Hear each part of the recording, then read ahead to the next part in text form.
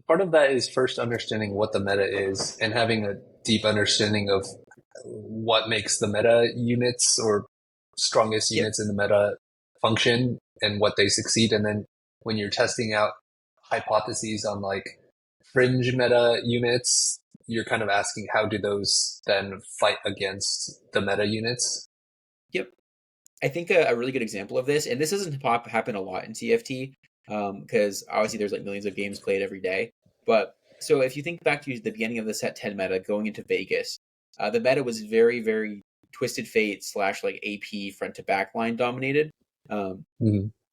but because, and this is where like a lot of analysis comes into play, and a lot of that like learning and watching and stuff. So towards the end of the box boot camp in set 10, I decided to completely stop playing the meta stuff to like basically hard limit test all of the AD lines because, right, I acknowledge that the meta was very much like a front to back ramping style of meta. And so there, and this is why we talk about winning conditions, because it's a really good way to help frame this and help get into it. Is, because it's so front to back and ramp oriented, if there was some kind of comp, some kind of line that could just play very punchy, like very fast, heavy fights, or the big frontliners who just kind of drain tank and get through everything, then you would just win, right? This is also, it was with Fast 9 with like Ziggs and stuff too. It was like TF, Ziggs, etc. Um, and so it with Jin and stuff too. And so towards the end of set 10 or beginning of set 10, towards the end of the box boot camp and going into Vegas, I basically only played like 8-bit and Zed and Viego. And I had a ton of success, and it was basically my entire game plan going into Vegas. And I did very well in Vegas. I strayed from it a little bit, but because of that, I had a huge edge because I analyzed the meta, and because I saw the next evolution would be, and it actually ended up being like the next big part of the meta, right? Because then we had like the Riven, Yone, Zed, etc. meta pop right up because it was like the kind of the next evolution to deal with that kind of stuff. Obviously, the patch changed things a little bit too, but it was kind of the answer to what was strong. And so there's a lot of room for that. We won't always something as drastic as that, right? Because like at that point in time, literally no one was playing like Zed or Riven or Yone or any of that stuff because it was just fast. How fast can you go 9? If you remember the Setsuko stream, you could go 9 literally every game and go 1-1-1-1-1.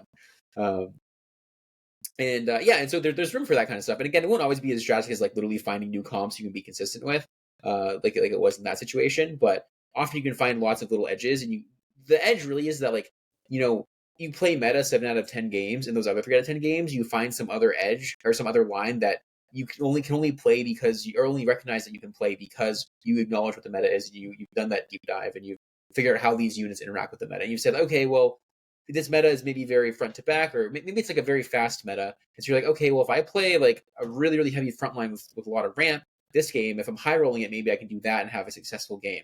Which is, I guess, that's kind of like what the Irelia 8 brawler thing was, where it's like you just have a ton of front line and then it worked out really well.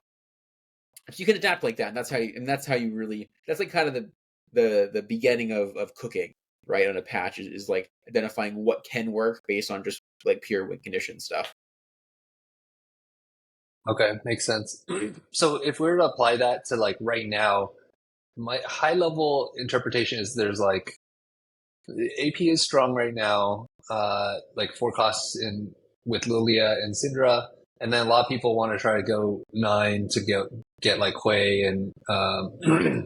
and Azirin, which are much more AoE oriented, which makes like Yone like basically if you can create like a super carry like melee carry that can heal back up against all the AoE is pretty good counter to the that like late Yep. game AP boards. Although Yeah, Syndra Yone Syndra a little seems like scary she for could it. counter Yone, right? And Yep, then he if you definitely can good fights. get in Lissandra against Yone, that's like pretty good too. Um, so like when you think about that, I guess does it kind of just devolve into like late game AoE 5 costs versus Yone 3 versus like all the other stuff that like won't cap out as high? To a degree for sure. I think there's the weird thing is obviously balance isn't perfect right now. I think there's maybe the best example of, and what I've been doing a lot to climb this patch is best example maybe of like that kind of like Riven 8-bit a melee AD effect. And this patch is actually like playing like vertical ghostly, where so a lot of those big level 9 boards and a lot of even like the Yone boards and stuff, right? I think a lot of the meta actually boils down to right now, like these big frontliners, and then like the big like solo frontliners slash like I mean you have your like orange with 3 items, you have your allows with 3 items, you have your yeah I mean Yone is kind of a similar thing, right? Just big melee unit who does a lot of things, whether it be damage or tanking. He kind of does both. And so you can definitely take it back a step and say like, okay, it is like Fast Nine stuff, Yone stuff, and other stuff, and you're not wrong. It certainly is, right? But you want to even like, kind of generalize it a little bit more than that, so you can look at it a little more holistically and say like, okay, how fights generally function is the Fast Nine stuff is pretty much always front to back. It's you're never playing. You maybe see a Recon carrying every now and then, but even then, it's not generally the carry.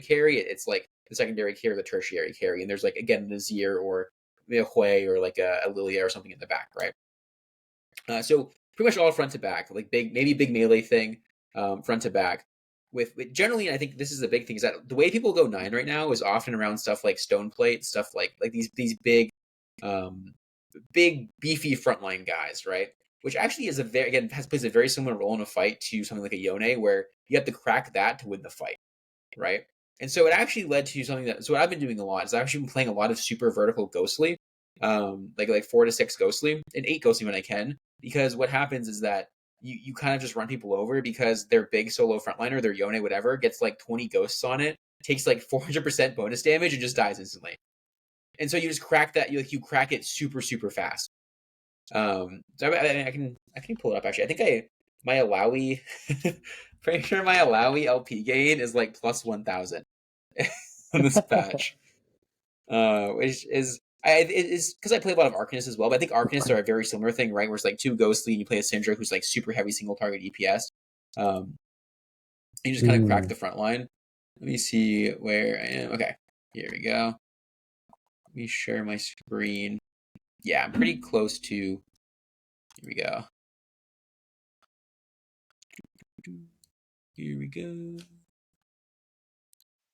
I'm looking at the ghostly like trait stats, and it seems like for some reason 6 ghostly has like a drop off. It's like lower than 4.5, and then the It rest of the does, yeah. ghostly. What's your? Is it just because you're playing a bunch of shitters? People play it wrong, is why. I think Six Ghostly is very good, but the thing is, you have to carry Ash, like Ash or Kaiser or something, and you can't carry Morg, which I think when people play Six Ghostly, they try to like dual carry Cade Morg, which just doesn't work. You have to play like Uh, Ash or something like that, because otherwise you're just gonna run into a brick wall. But you see, like right, like Alawi, a billion. I just played it a billion times. I think Ghostly is 2 Ghostly is plus 500 LP. I put it on like I put it on like pretty much every single board I can because it's just so good. Um, to crack those big solo frontliners.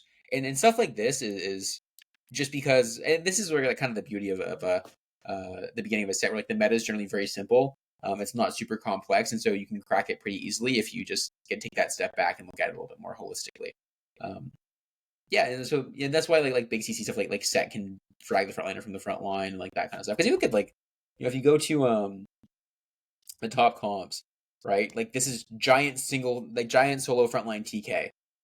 This is still giant solo frontline. This is giant solo frontline Cho'Gath, I guess, with like maybe a little more frontline, but often you only have items on Cho. This is giant solo frontline Thresh. Giant solo hmm frontline Volibear. Giant solo frontline Annie, right? Giant solo frontline Galio. Giant basically solo frontline Yone. He has like, he has Silas 2 doing nothing in the front line with him. This one Galio as well. So basically these guys are all, you can boil this all down to you have to be able to kill a single unit really well this patch. I think the 5 cost stuff gets away with it because I mean you have that high level of unit quality, you're just going to win a fight, right? When you have 18 5 costs, 2-star 5 costs, you're just going to win a fight, and that's okay. hmm That's at the end of the day, you have a goal of them on your board, you should win, whether the win condition matches up well or not. But you can certainly win a lot of games, or like do really well in a lot of games, uh, even if you have less gold on your board, just by acknowledging that right now, if you can kill, and same thing with Gnar too, right? Like it's just big Gnar plus 1 backliner. So if you can just play a board that is really good at cracking that frontliner, then you'll do really well. You'll do like very well. I mean, I think a lot of my games, like I think my games that I've played, I was kind of like 1-8 today, but let me see if I. Maurice is right in my face. Come on, cat. All right, let's see. I think a lot of the comps I've played today that I've done well with right? I guess like this one just avoid. This is like again, you're either playing in meta or you're playing acknowledging that the meta exists and playing directly against it. So this is very in meta, right? Just like Kog'Maw reroll. This game was a little tragic, but this game, it's just this is like big Sidra that just cracks frontline, big Lysandra that cracks frontline with allow E3. Like I don't think you don't see 8 Arcanist a lot this patch, but if you play it right, it's insanely good because you just get cracked. Like this beat like a pretty wild board if I'm not mistaken. It beat like Thresh 3. I guess it wasn't that crazy. It was seven things with Thresh 3 and Flares 2 and Syndra 3. 7 Fade is very good. This is like a very meta board, but again, it's that big solo frontliner. He gets tossed by it gets killed by Lysandra, gets killed by Syndra. You can't play the fight. Funny enough, this is actually like also just very in meta at the same time as like being kind of counter meta because it's very single target killing oriented, which is like a little bit outside of the meta, but it's also just big solo frontliner. Like I basically had one unit in my front line. That's all I needed. So it also could have been pretty susceptible to, people playing kind of counter meta. Beat this board too, though, right? Big Janna, big thing, but only this one big frontliner, and because of that, it cracked, and then the board falls apart. Similar thing here, right? This Ahri, like Ahri Syndra, I almost won this game, but didn't quite. But Ahri Syndra, like great single target DPS, just cracks stuff. This game playing in meta.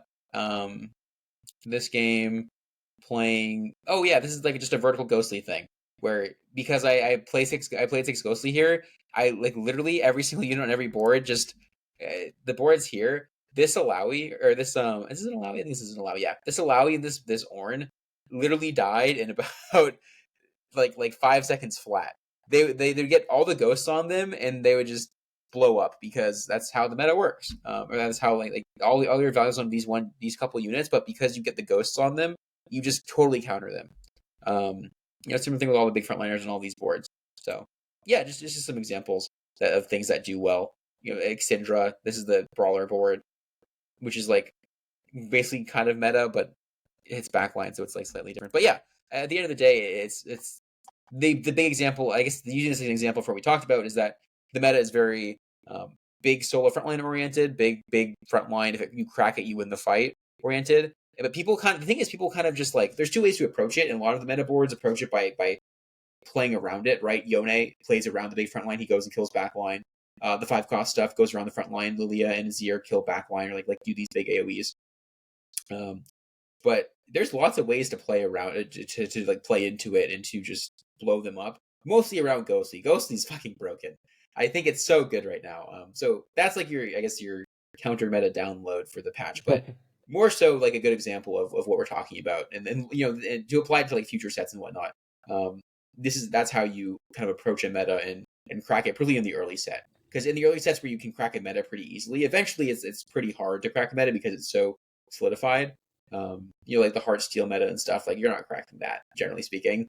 You're not going to find a lot of super off meta stuff to play there. But yeah, that's how you do it.